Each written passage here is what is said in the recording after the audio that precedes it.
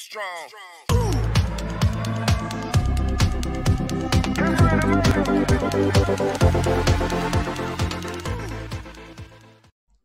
Então, meninas, vamos lá. Nossa aula de hoje é sobre educação de jovens e adultos. Vou projetar a tela para vocês, a janela aqui. Está aparecendo agora para vocês? Sim. Agora sim, agora está com a tela cheia. Então, vamos lá. Aí, agora sim, a aula de educação de jovens e adultos. Então, quando a gente começa a falar de EJA, a primeira coisa que a gente tem que saber é que a EJA não é nova no Brasil. Não é uma coisa, né? A EJA de quando o Paulo Freire começou a fazer o movimento da educação popular, da educação de jovens e adultos, como muita gente fala. Não. A EJA começa quando os portugueses adentraram o nosso país.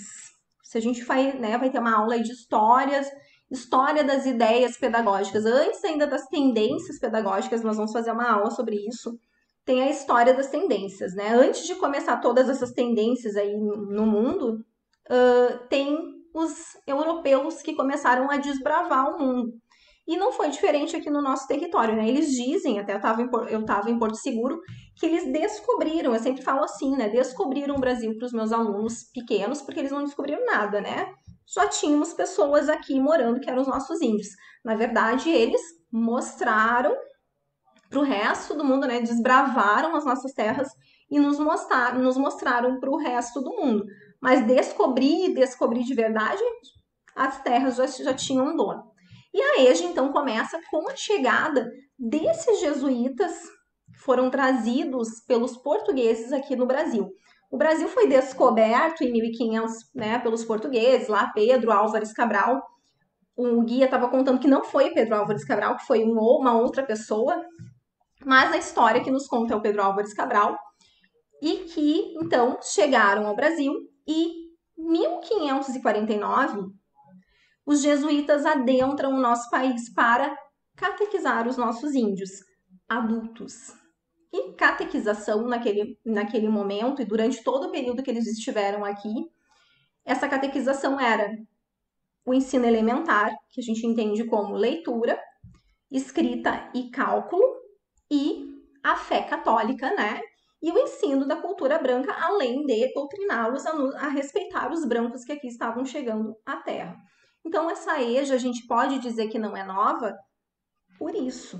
Porque desde 1549, quando os jesuítas chegaram aqui, e 15 dias depois, né, da data que chegaram, eles já tinham uma escola aberta lá em Salvador, lá na Bahia. A gente já tem essa educação de jovens e adultos acontecendo de certa maneira, né? Daquela maneira catequizada, daquela maneira rígida e brusca, mas já era uma educação de jovens e adultos se a gente for pensar em educação. Então, no período colonial, os religiosos, os jesuítas, e é bem importante que vocês saibam, eu quero fazer a aula das histórias pedagógicas porque é importante que vocês compreendam ainda antes das tendências, mas para vocês entenderem, né? Esses religiosos, esse período colonial, eles educavam, eles eram missionários e eles educavam, catequizavam esses índios, né?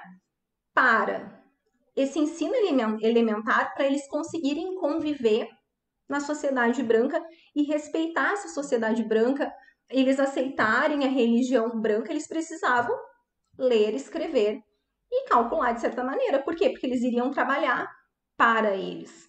Então, eles tinham que saber contar minimamente, eles tinham, né, que saber se virar minimamente dentro dessa população, dentro desse povo que estava chegando aqui e tomando conta das terras que eles tinham até então. Então, esses religiosos vinham para catequizar, para domar. Essa era a palavra bem feia, para domar esses índios. Quando a gente começa a falar de lei, porque essa educação de jovens e adultos, ela vai até um bom período com esses religiosos, esses jesuítas, até o Marquês de Pombal. Deixa eu só, para falar bem direitinho o ano para vocês aqui, o Marquês de Pombal, ele expulsou os jesuítas aqui do Brasil. Tem um ano, e eu não quero mentir para vocês. 1759. Os jesuítas ficaram no Brasil por 210 anos. Em 1759, o Marquês do Pombal expulsou os jesuítas. Até então, essa educação de jovens e adultos aconteceu para esse ensino elementar, para essa doma desses selvagens, como eles se referiam aos índios, né? Através dessa educação de jovens e adultos missionária, jesuítica, cristã e católica durante esse período. Até então, nesses 210 anos, foi assim, né? Portugal trouxe eles. Todavia, lá em 1759, o Marquês do Pombal expulsou os jesuítas, porque ele acreditava que não precisava que eles soubessem tanto, nem a população, porque já não éramos mais só índios e portugueses, né? Tinham muito mais população, outros povos já estavam adentrando aqui, já tinham ali a questão dos bandeirantes, né? Da desbravação das nossas terras, porque já sabia que a nossa terra tinha dinheiro. Não foi à toa que teve tratado de Tordesilhas, teve tratado primeiro de Tordesilhas, depois o Tratado de Madrid, que foi separando as terras aí do nosso país, porque eles sabiam que tinha muita coisa boa aqui. Até lá, então, o Marquês do Pombal expulsa os jesuítas daqui e diz que era necessário que a gente ensinasse para a população apenas latim. Apenas, né, que eles se comunicassem minimamente e em latim, não era qualquer comunicação, né? Não era para saber calcular, falar, ler, não precisava de muita cultura. Ele queria o mínimo do mínimo para essa população. E durante muito tempo, então, mais de quase 100 anos, o nosso ensino vai ficar parado. Os jesuítas, né, vieram do jeito que vieram, fizeram o que fizeram, porque não foi assim tão fácil. Houve várias guerras e houve vários embates com os índios aí durante essa educação. Porém, de certa maneira, boa ou ruim, não me posicionando, mas também não ficando neutra nesse discurso, eles faziam um ensino elementar. A língua, a escrita, né, a leitura, o cálculo. Marquês do Pombal tirou tudo isso e a educação para. No campo dos direitos legais, depois dessa expulsão dos jesuítas, depois desses 210 anos que, de certa maneira, se oferecia assim, algum tipo de educação para adultos, em 1824, 1822, independência ou morte lá do Dom Pedro, né? 1824 é que se tem a primeira Constituição do país, né? A Constituição brasileira. E lá, nessa Constituição, é que começa a se falar de uma garantia de uma instrução primária e gratuita para todos os cidadãos. Se pensa por causa de influência europeia, de fora do país, não é por causa de nós, não. Até porque Marquês do Pombal e todas as influências que a gente tinha aqui depois que os jesuítas foram embora, não era de dar ensino para a população. A igreja se mantinha, sim, eles expulsaram os jesuítas, mas os católicos permaneciam no país. Então tinha aquele ensino pontual para quem fazia parte lá do alto clero e de quem eles escolhiam da sociedade, mas não era como era antes, né? Todo mundo era catequizado, ensinado, se dava esse ensino elementar para esses adultos, para esses indígenas, para a população. Então, se pensa numa instrução primária e gratuita para todos os cidadãos. E se fala em todos os cidadãos, a gente pensa em adultos também.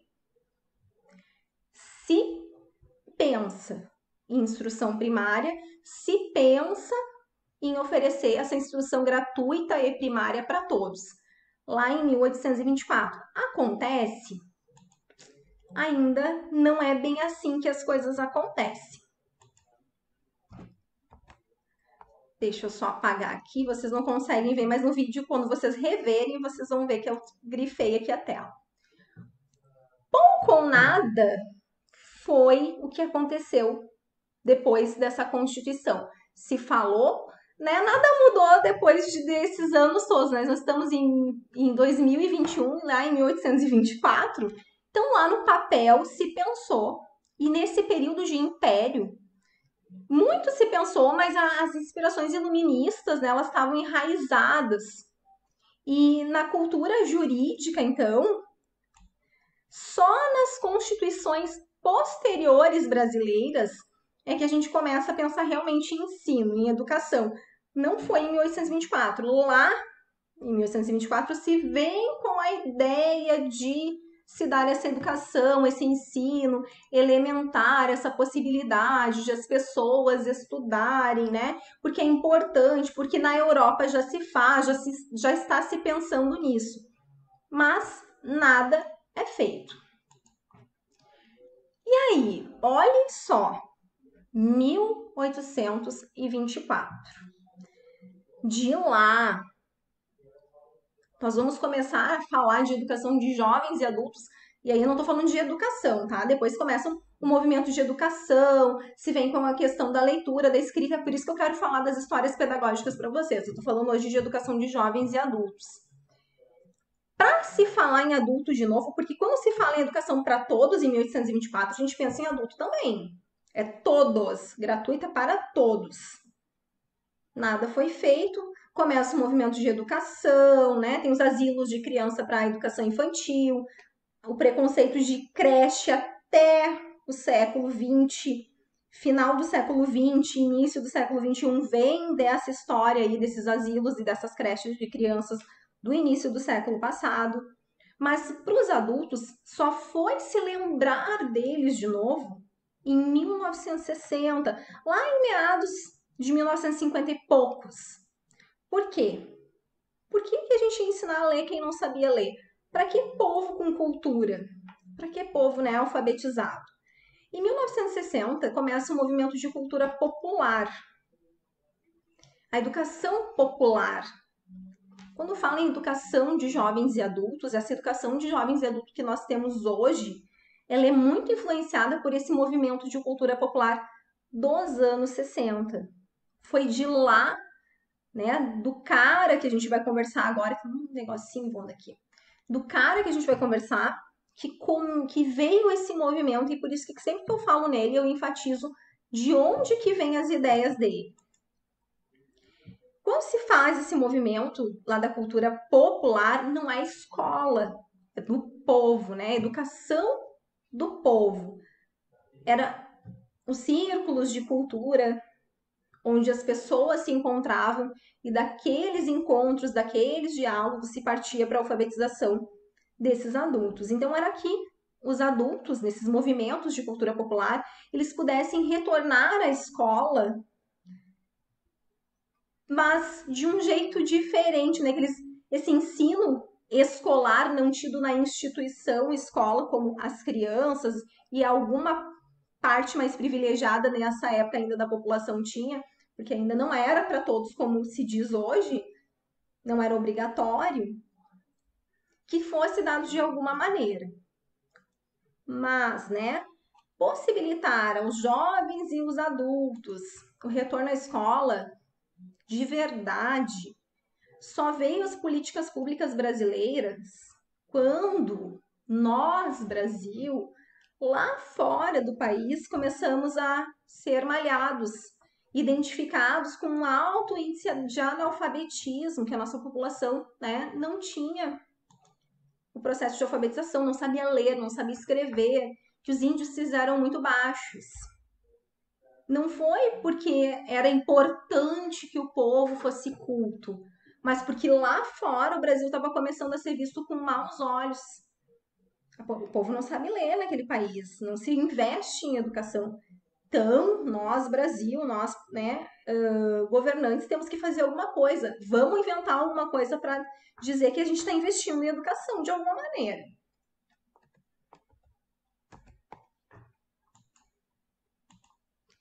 Então, vão surgir aí no país movimentos, junto com esses movimentos de cultura popular, para alfabetizar os alunos.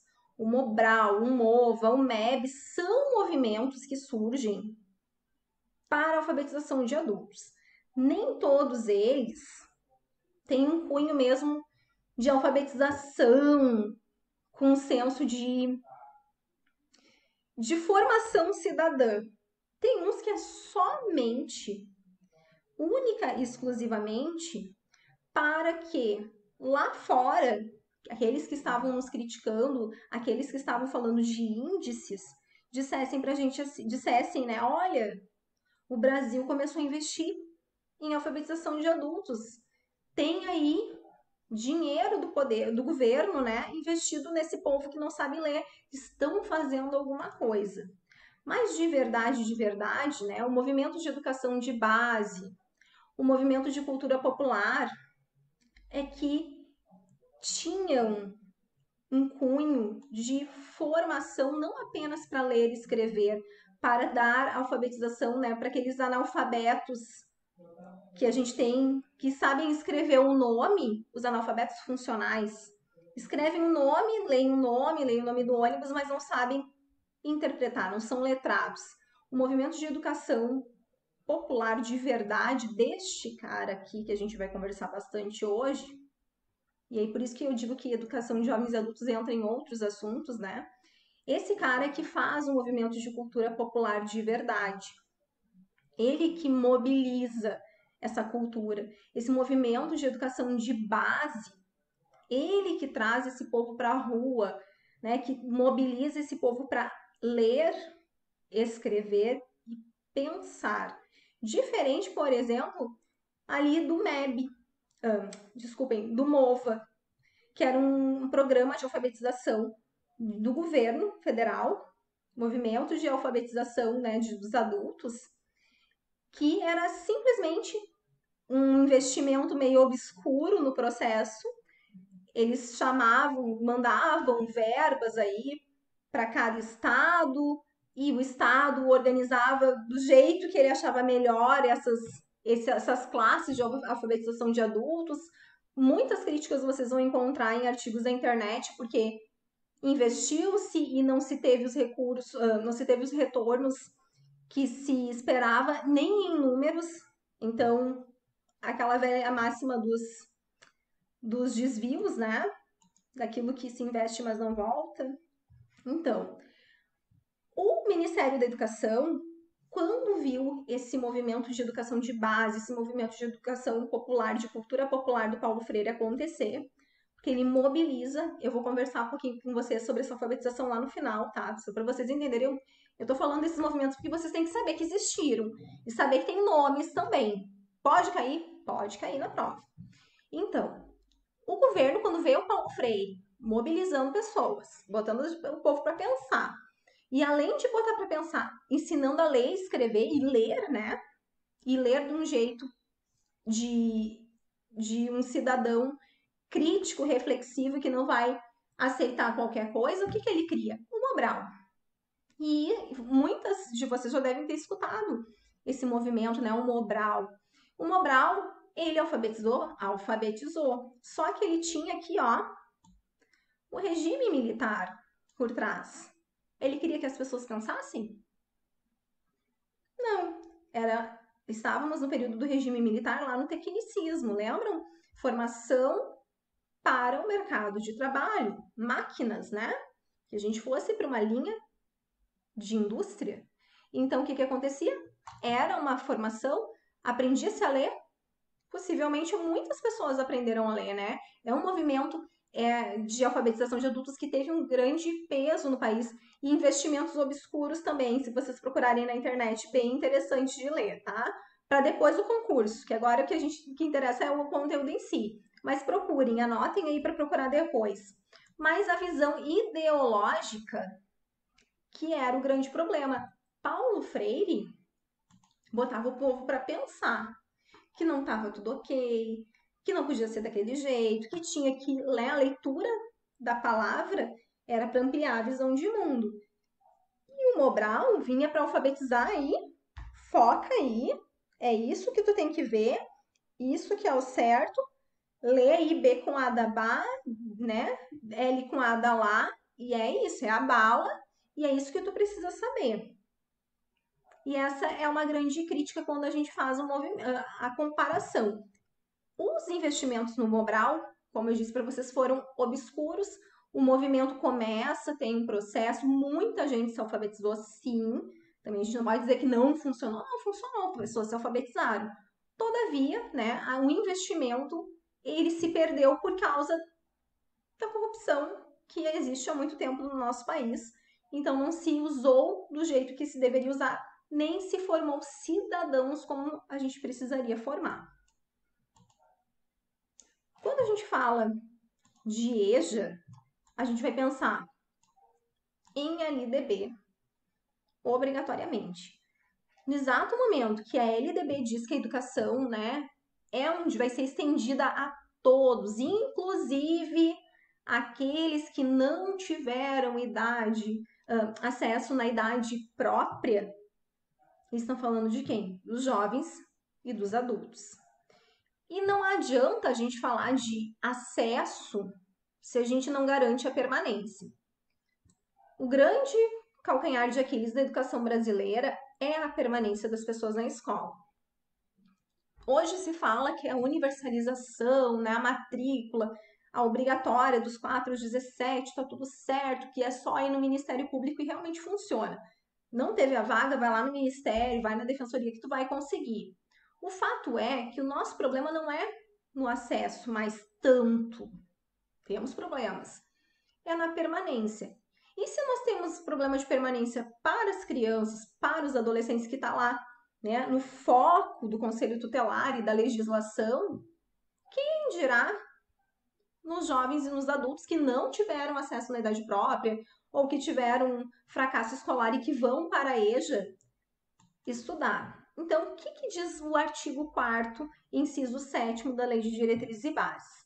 Que jovens e adultos, né, eles vão ter uma oferta de educação escolar regular, com características e modalidades adequadas. Então, a EJA é uma modalidade de ensino que vai acontecer no ensino fundamental e no ensino médio. Essa modalidade de ensino, ela tem que ser adequada às necessidades e disponibilidades.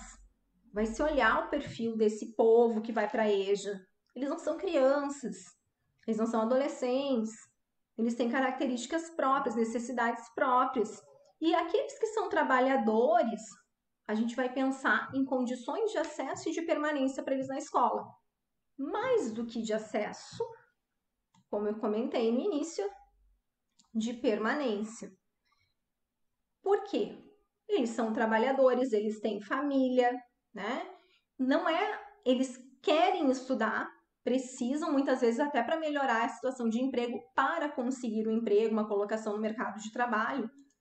Mas o dinheiro principal e o pouco de muitos não é para estudar, é para manter a família. E se eles tiverem que escolher entre, né, ir para a escola e colocar o alimento na mesa da família, possivelmente a maioria vai querer colocar o alimento para o filho comer. Então, essa permanência pensa em todos esses aspectos. A gente vai ver agora. Quando a gente vai falar, né, no artigo 37, ainda lá na LDB, eu quero falar as coisas antes. Eu coloco nos slides, mas eu quero falar, não vou parar de falar e fazer slides. Assegurar gratuitamente aos jovens e adultos que não puderam efetuar, né, os seus estudos na idade regular, oportunidades educacionais apropriadas, consideradas as suas características, seus interesses, condições de vida e de trabalho, mediante exames, mediante cursos. Por que a EJA é diferente? Já vou falar lá dos programas suplementares, aqui eu já queria dizer para vocês como, né, é uma forma de permanência. Mas, se eu vou ofertar para um aluno que está lá há muito tempo sem estudar, vou usar um exemplo da minha mãe. Minha mãe não pôde estudar na idade certa. O meu avô não deixou ela estudar na idade certa. Ela voltou a estudar, eu era, acho que adolescente, início da adolescência. Acho que início da adolescência. Porque era o sonho da vida dela terminar um segundo grau e foi até bem além do que ela queria. Como que a gente vai, né, recuperar esse tempo perdido para esse pessoal? Para quem teve fracasso escolar, reprovou muitas vezes, evadiu, está voltando para a escola depois de muito tempo.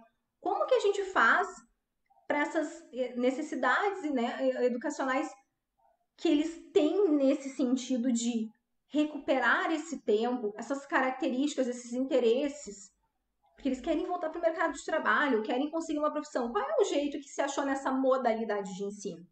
Redução de tempo. Cada etapa da EJA, ela tem um semestre, ao invés de um ano letivo de 200 dias letivos e 800 horas, o aluno vai ter a metade dessa carga horária. Então, ele não vai estudar um ano inteiro para completar, né, uma etapa que seria uma série, um ano. Não, ele vai estudar um semestre, porque é uma forma de acordo com as características, as necessidades, com aquela faixa etária, com o tempo perdido, porque ele não teve acesso na idade própria, porque ele teve fracasso escolar e a gente vai fazer algum tipo, né? Não é uma aceleração porque ele tá numa modalidade de ensino, mas é um jeito de compensar essas perdas que ele teve. Então, é um tempo menor, é uma organização curricular de acordo com as características, com as necessidades, com o interesse de vida, com as condições desses alunos que estão ali na EJA. É por isso que é menos tempo a modalidade de ensino da EJA. Não é um ano inteiro, por exemplo, para fazer o primeiro ano do ensino médio. Ele vai lá e em 6 meses ele vai completar. E em um ano e meio ele termina o ensino médio. É uma forma de compensar a falta de oportunidade, por exemplo, no caso da minha mãe, que ela teve naquela época que ela estudava lá na década de 50, início de 60. Vamos para os programas suplementares. Eu quero falar dos programas suplementares. Lá nas especificidades da EJA, então, cada aluno vem de uma realidade, de um contexto diferente. Nem todo aluno da EJA ele é adulto, nem todo aluno da EJA ele é jovem. Nós temos muitos idosos e nós temos adolescentes também na EJA. Tem alunos que têm fracasso escolar no dia e que acabam na EJA como um jeito, né, de tentar superar o tempo perdido, o fracasso. Alguns, falando no brasileiro e no popular, são convidados a ir para a EJA quando eles fecham os 15 anos e estão lá no CAT ainda. Falo porque já fui professora da EJA, então já recebi aluno que estava lá no terceiro, quarto ano, reprovando e já tinha 15 anos no terceiro ou no quarto ano e era multirepetente. Fechou 15 anos, o que a escola fazia? Chamava a família, ó, aqui na escola nós temos EJA. Eu trabalhava tarde e noite na mesma escola. Então, fulano continua com a gente, mas à noite vai ser uma forma de ele ter uma professora com menos alunos na sala, uma forma de ele, né, conseguir aí recompensar o tempo perdido. Se eles têm uma realidade, características e um contexto diferente, as necessidades e os objetivos não podem ser os mesmos de criança. Se eu estou falando de um adulto que foi se alfabetizar na escola, eu não vou trabalhar com ele material de criança. Ele tem um objetivo diferente de aprendizagem. Ele está lá querendo se alfabetizar igual uma criança, sim. Mas uma criança tem todo um processo de desenvolvimento e a gente utiliza um tipo de estratégia, um tipo de material, a folhinha com desenho, com bichinho. Para um adulto, eu vou utilizar outro tipo de material, né? Com as pretensões de vida que esse adulto vai ter, essa modalidade preparando ele para o mercado de trabalho, eu vou pensar daqui a pouco nesse mercado de trabalho, como professor, como educador, como escola, como currículo. Então, que eles não são crianças, que eles têm características próprias, independentemente se for jovem, se for adolescente, se for adulto, né, idoso, não interessa. Se ele está na EJA, ele está numa modalidade diferente e tem algum motivo dele estar lá. Então, não é criança, porque tem que ter 15 anos completos para estar no ensino fundamental na EJA e 18 anos completos para estar no ensino médio na EJA. Não faz matrícula nenhuma dessas, né, da modalidade da EJA em nenhuma das etapas sem ter a idade certa. 15 anos para estar no ensino fundamental e 18 anos para estar no médio. Por quê? Porque se ele não tem 15 anos, por que ele vai se matricular na EJA? Ele não está fora da faixa etária que o ensino fundamental contempla. Por que ele não pode ser antes dos 18? Porque até os 17 a gente contempla a educação básica. Se ele ainda tem 17, ele não está fora da faixa etária. Então ele precisa ter 18 para ir para a EJA. Muitos vão retornar à escola porque eles querem se colocar no mercado de trabalho ou melhorar dentro da empresa, da indústria, da fábrica, né, do trabalho que eles têm. Eles chegam lá, professor, eu preciso aprender mais, porque lá na minha empresa tem uma chance, eu preciso ter o diploma, tem que mostrar. Eles me deram essa chance para eu ganhar mais, então eu preciso terminar. Eles contam a história de vida e isso é importante que a gente saiba. O poder público, para esse permanecimento dos alunos na escola, ele tem programas suplementares. Se a gente fala lá na LDB, na aula da LDB, a gente vai ver de novo. Não é só para a EJA, é para todas as etapas e para todas as modalidades de ensino. A EJA não seria diferente. Para que os alunos permaneçam na escola, os alunos têm esses acessos a esses programas suplementares, que são uma forma de complementar, de não fazer de não dar um gasto para a família. Para o aluno da EJA, que está lá trabalhando, às vezes lá contadinho, né, para pagar água, luz e a comida no final do mês, não estou falando nem de telefone, nem de internet, o basicão mesmo, como muitos alunos da EJA são, às vezes ele não vai ter dinheiro para o transporte. Ele vai trabalhar o dia inteiro, ele está morrendo de fome a hora que ele chega na escola. Uma pessoa com fome não aprende, ele não vai querer mais ir para a escola. Então, quais são os programas suplementares para todos, né? Toda a educação básica e entra a modalidade EJA também. Merenda escolar. Os alunos da EJA têm direito à merenda escolar. É uma forma de que eles permaneçam na escola, que eles cheguem e a merenda já esteja lá, com a janta deles antes de eles entrarem para a aula. Isso acontece, não vou dizer que todas as escolas, porque eu não conheço todas as escolas do país, mas em todas as escolas que eu conheço que tem EJA aqui da região metropolitana, é o que acontece. Eles chegam, eles jantam e depois eles têm aula. Materiais adequados. Tá lá na LDB que a gente tem que fazer material adequado.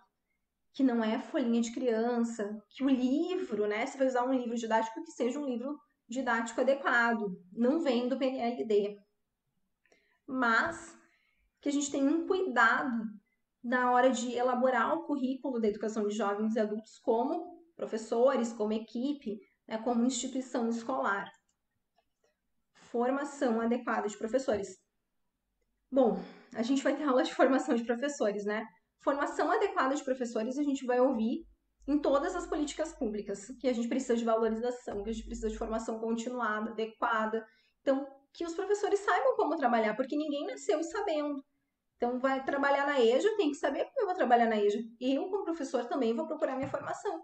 Mas a instituição de ensino que tem EJA na formação continuada, que tem na escola, nas horas de estudo, que ela trabalhe, né, metodologias de trabalho com os adultos, como abordar, contribuições que melhorem essa atuação do professor em sala de aula. E um currículo para EJA. O currículo de uma escola de EJA, de uma instituição de EJA, não é o mesmo, geralmente EJA à noite, né? Tem EJA de dia já no público, Sapucaia do Sul tem. O currículo da EJA, ele não é o mesmo do resto da escola. Ah, mas é ensino fundamental também, é anos iniciais. Não é o mesmo. Então, que esse currículo seja pensado para aquele público específico. Por isso que a gente sempre tem que saber quem são esses alunos. Jéssica? Oi? Só uma pergunta ali com relação ao slide anterior. Quando tu fala em formação adequada aos professores, quem tem que possibilitar é a escola, a instituição ou o Estado, o município? A formação adequada para os professores, eu entendo, tá? Que eu entendo com uma lei, tá? Que é um processo que é colaborativo. União, estados e municípios, eles têm que agir em regimes de colaboração para a formação inicial, continuada, né, para a formação dos professores. É o que diz a política pública. Mas nem todas as escolas têm hora de estudos. Oficialmente é para ter, tá? Mas não acontece em todas as escolas, porque algumas escolas é fora. Por exemplo, Gravataí, vou usar nomes aqui. Gravataí, a formação continuada é depois da carga horária. Nem todas as escolas fazem. A escola que eu era diretora, a gente fazia os encontros no vespertino, porque estava lá no calendário escolar, era a regra, E a gente tinha, né, era estabelecido quando a gente toma posse em Gravataí, a gente já sabe que é assim.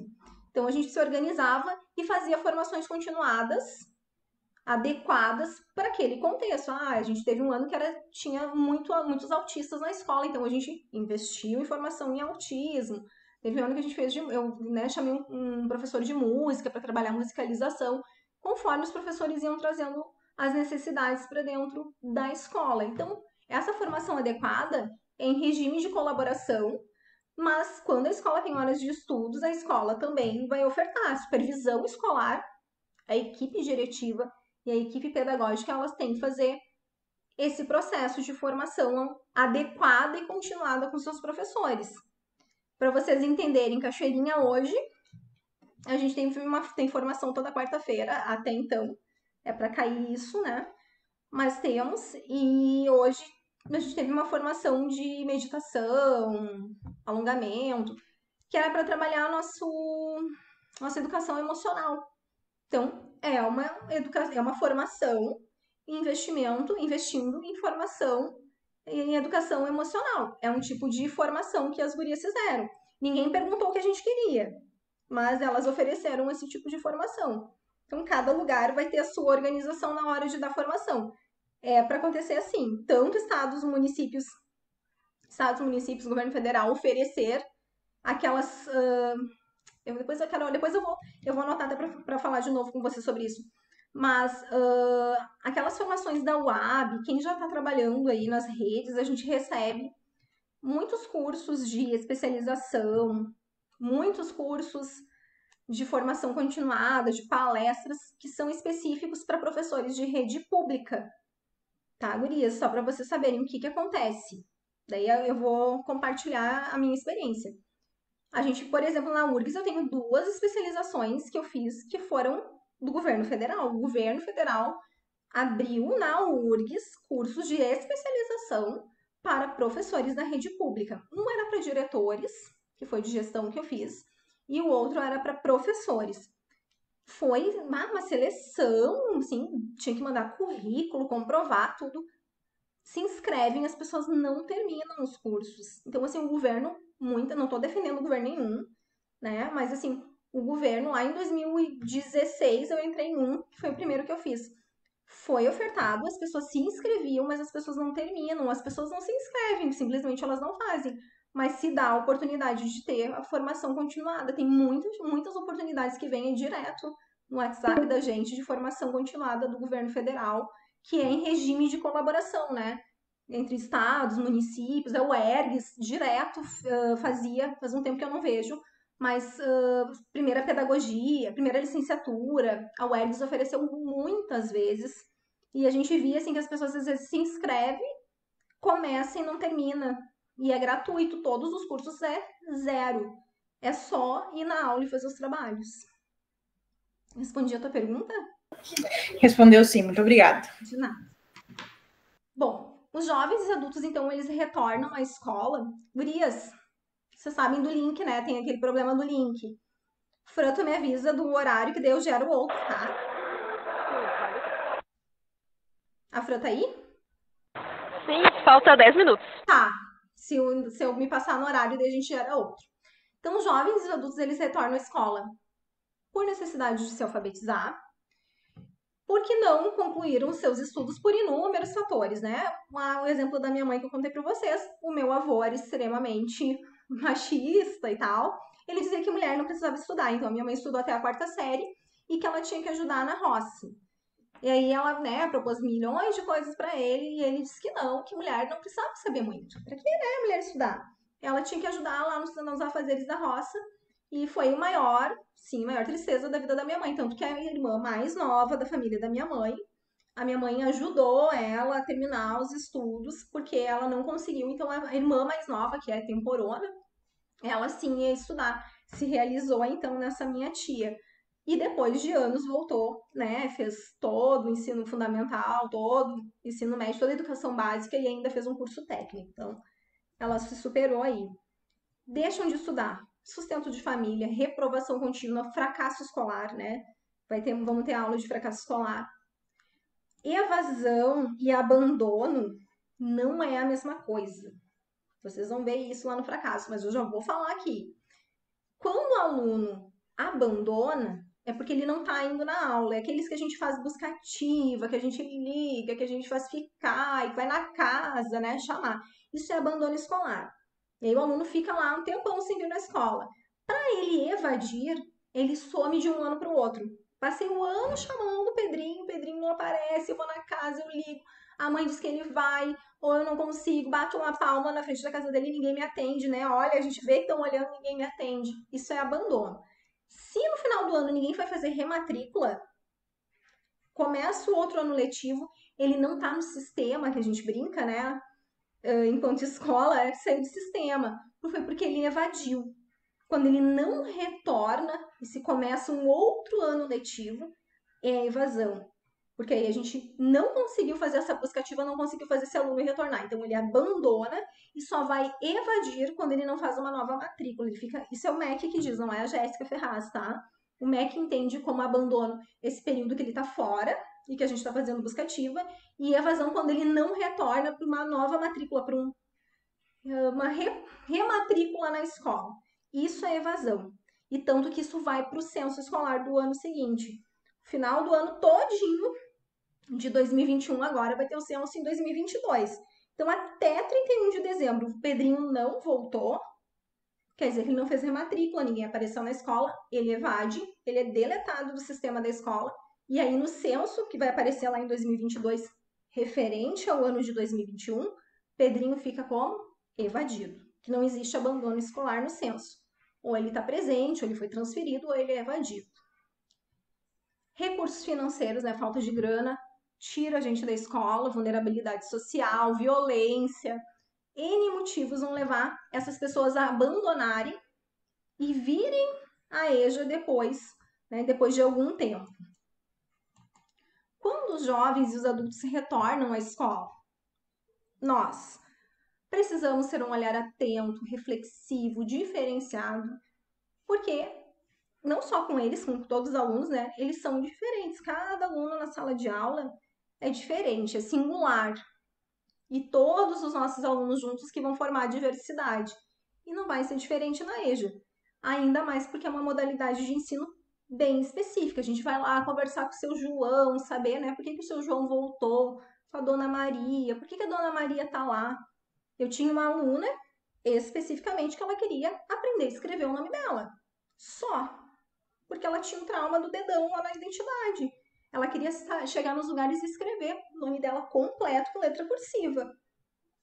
Eu fazia atividades com ela, mas o que ela queria? Aprender a escrever o nome dela. Então, todo dia eu tinha que passar o nome dela lá no caderno dela com a minha letra para ela copiar. Quando ela decorou o nome dela, fez a identidade e sabia escrever sem olhar, ela nunca mais apareceu na aula. Por quê? Porque ela não queria a recolocação, ela não queria nada disso. Ela queria, né, a realização de ela não precisar colocar o dedo. A leitura até não fazia falta na vida dela. Ela não queria a humilhação de botar o dedo no papel. Ela aprendeu, ela não voltou mais. E a gente descobre com cada um por que eles estão lá. De novo, materiais adequados. Levar o conhecimento prévio deles em conta. Se a gente leva com crianças, por que a gente não vai levar com adulto, né?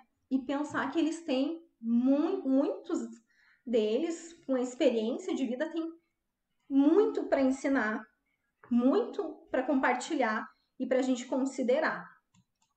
Importantíssimo. Questão de prova. Os adultos não têm possibilidades de se desenvolver continuamente. Tem, tá? Por isso que tá ali, informação importante, bem grandona para vocês. Tem. Eles se desenvolvem, nós nos desenvolvemos, todos os dias a gente pode aprender. O que acontece, né? A plasticidade cerebral de uma criança e de um adulto vai acontecer de uma forma diferente, mas por isso que eu digo quando erram lá no quiz que não tem problema, errou e aprendeu, né? Todos os dias a gente tem uma possibilidade de aprender e se desenvolver. Não é só na infância como muita gente acreditava. Então eles estão lá porque eles têm possibilidade sim de aprender. eles também mudam, se transformam e até o último dia da vida deles, eles podem aprender. Nós podemos aprender ao longo da nossa vida. Não é só na infância. E nós, como professores, vamos colaborar com aprendizagens significativas, pegando a bagagem que eles estão trazendo com eles para a sala de aula, conhecimento prévio, e dessa bagagem tentando aproveitar para que eles aprendam. Era o que o Paulo Freire fazia. Ele queria saber, nesses círculos de cultura, o que estava acontecendo, né? Quem eram essas pessoas, o que elas trabalhavam, o que elas faziam. Dali saíam os temas geradores, e aí que ele fazia todo o processo de alfabetização desses alunos. Considerar o contexto, o coletivo, as experiências, as vivências do grupo. Assim como a gente faz com criança, que Vygotsky fala muito, né? Que eles vêm com as experiências, com as vivências. 2 minutos, Jéssica. Tá. Com as vivências, com as experiências, os adultos vão ser a mesma coisa.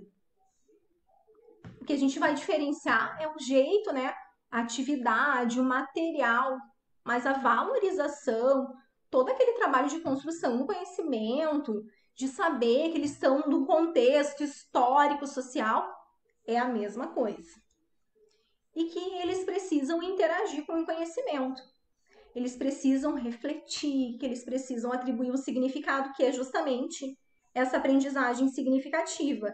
Que eles vão pegar o conhecimento prévio, nós, professores, vamos aproveitar o conhecimento prévio, a bagagem, aquilo que eles já consolidaram, para construir o próximo conhecimento. Não é um conhecimento solto, né? Por que a gente diz nos princípios de aprendizagem que é contínuo, que é cumulativo?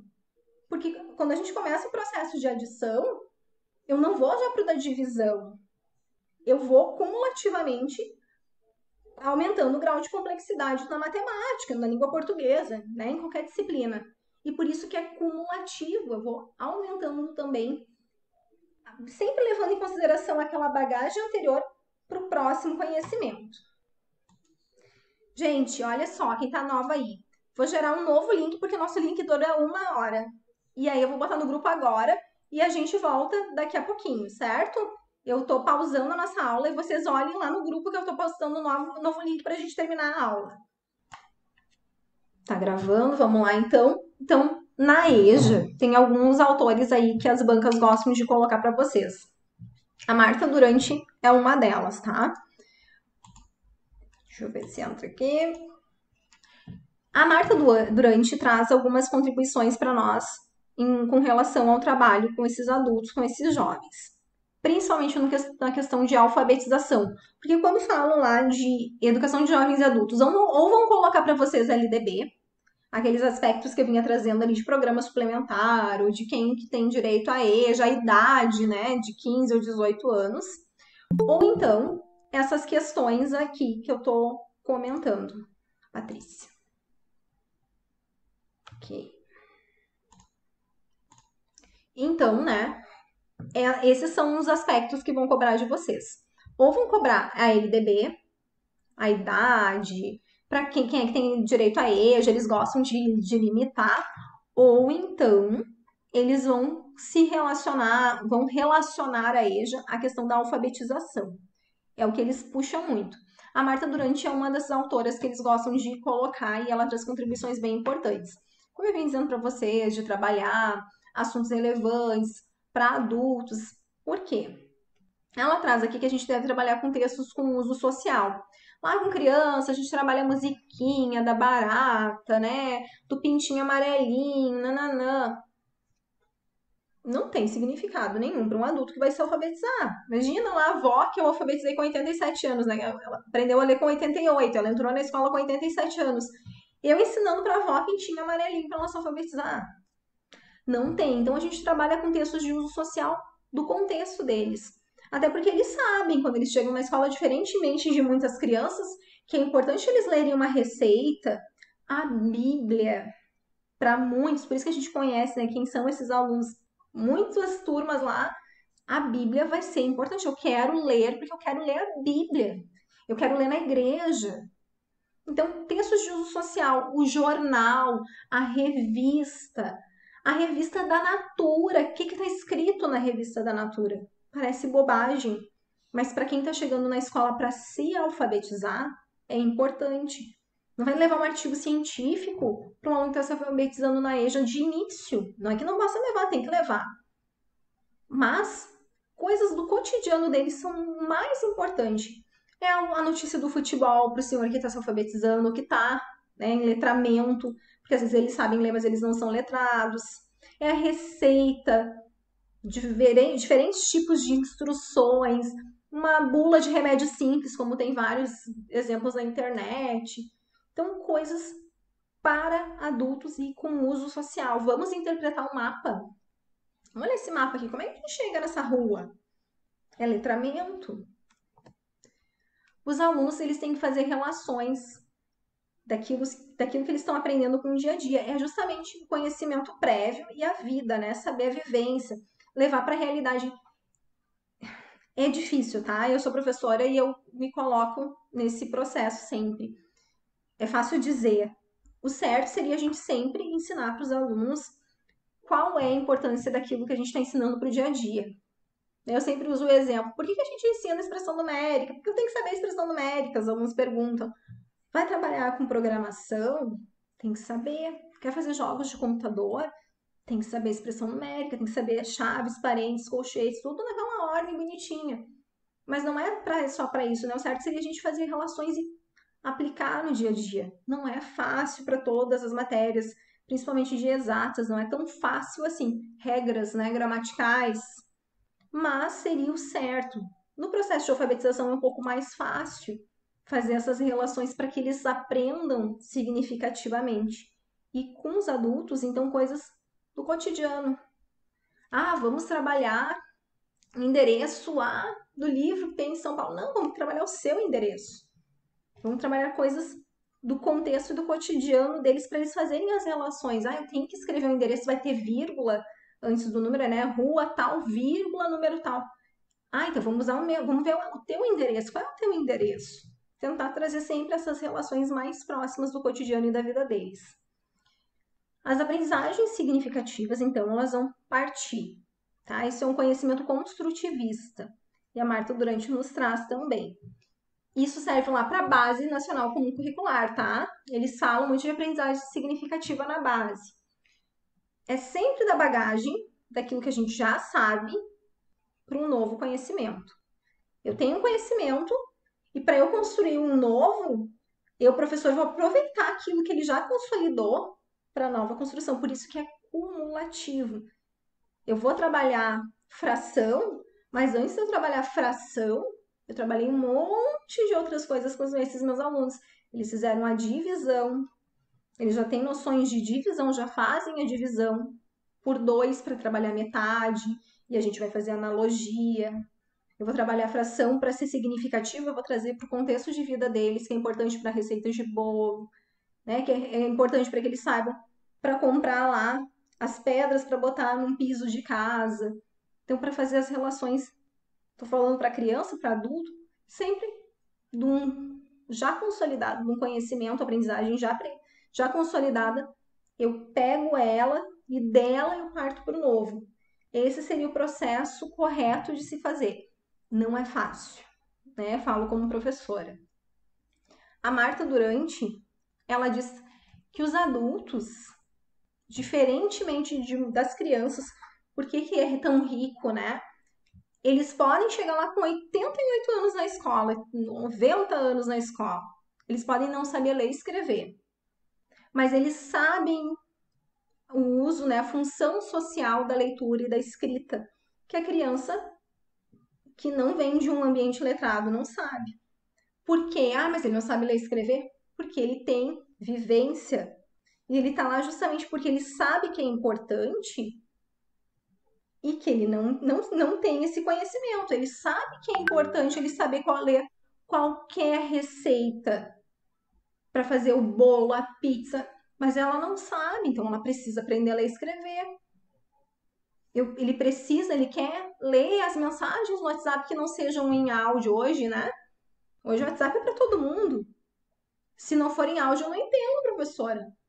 Então, o que precisa? Aprender a ler e escrever. Então, eles sabem que é importante a leitura escrita, não só por aprender o mecânico, vou ler um livro.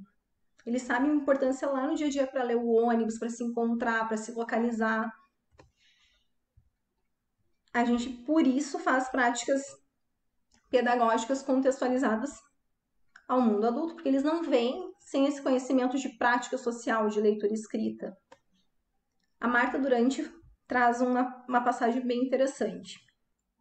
A alfabetização de jovens e adultos é um campo complexo, porque envolve questões além do educacional, relacionadas à situação de desigualdade socioeconômica em que se encontra grande parte da população do nosso país. Quando a gente vê, né, a população de jovens e adultos de escola pública, e a gente vai conversar com eles, a gente vai identificar certinho ali. Por que será que eles estão ali? Será que eles têm realmente poder aquisitivo? Será que tá tudo certo, tá tudo bem? Eles têm todos os seus direitos, né, legais garantidos? Começa que eles estão ali porque não tiveram direito à educação garantido na idade própria. Então, a desigualdade socioeconômica é muito grande, a maioria vai dizer, tirando esses casos, né, tipo a avó que queria muito aprender a ler e escrever, era o sonho da vida dela. A outra senhora que só queria aprender a escrever o nome, porque ela realmente tinha um contexto de vida, assim, tranquilo. A maioria deles quer melhorar a vida, quer trabalhar, e já sabe que se não tiver ensino médio não vai conseguir. E a desigualdade está ali, né? Presente, não é à toa que eles estão voltando para ter um pouquinho de chance de se inserir no mercado de trabalho, de melhorar a situação da sua família. A alfabetização de jovens e adultos tem que passar por quê, assim, né? Pelo quê? Pensando que eles não são depósitos de letras e de palavras. Por isso, uma prática adequada, pensada para adultos, né? Conhecer a realidade, fazer construção significativa, que a gente possa trabalhar com eles criatividade, expressão, leitura de mundo, criticidade, reflexão. E se a gente está falando de todas essas coisas aí, a gente fala de alguém, né? Porque se a gente vai trabalhar com criatividade, com expressão, leitura de mundo, não é qualquer pessoa que fala sobre isso. Um aluno que vai para a escola, adulto, jovem adulto, né? E chega para leitura, além da leitura da palavra, a gente está falando do cara, né? Do cara que é o Paulo Freire. Tem gente que gosta, tem gente que não gosta, e aí a minha defesa do cara. Paulo Freire nunca trabalhou com criança, no sentido de alfabetização de criança, de ele estar fazendo sua pedagogia freiriana dentro de uma escola. Paulo Freire fez cultura popular, educação popular, o movimento de cultura popular lá em 60 com adultos. Ele incomodou tanto o regime que ele foi exilado, né? Senão ele ia morrer aqui, ia acontecer alguma coisa. Que ele estava completamente fora aí do padrão. Então, o método Paulo Freire, a pedagogia freiriana, cada um fala de um jeito, não foi aplicado com crianças em escolas de educação básica de crianças e adolescentes. E aí tem muita gente que critica, né? Ele foi com adultos, em cultura popular, em círculos de cultura, que hoje se chama Círculos de Cultura de Paz, vem lá dos círculos de cultura dele. Não era instituição escolar, era uma educação informal. Desses círculos que as pessoas sentavam, né, que ele defendia essa união em círculo, em que o professor mantinha uma relação horizontal. Por que horizontal? Todo mundo se via nessa relação. Ninguém era superior, não é? Aquela coisa horrível que eu tô trabalhando em sala de aula que eu detesto. Eu lá na frente, aquelas crianças uma atrás da outra, assim, enfileirada. Eu acho horrível. Pelo menos em dupla, né? Colocar as crianças não pode, o Covid não deixa.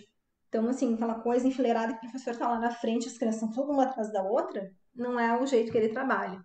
E desse círculo de cultura do diálogo, ele traz palavras ou temas geradores. Se vocês escutarem isso, tendência pedagógica libertadora, tá? É só ele que fala disso.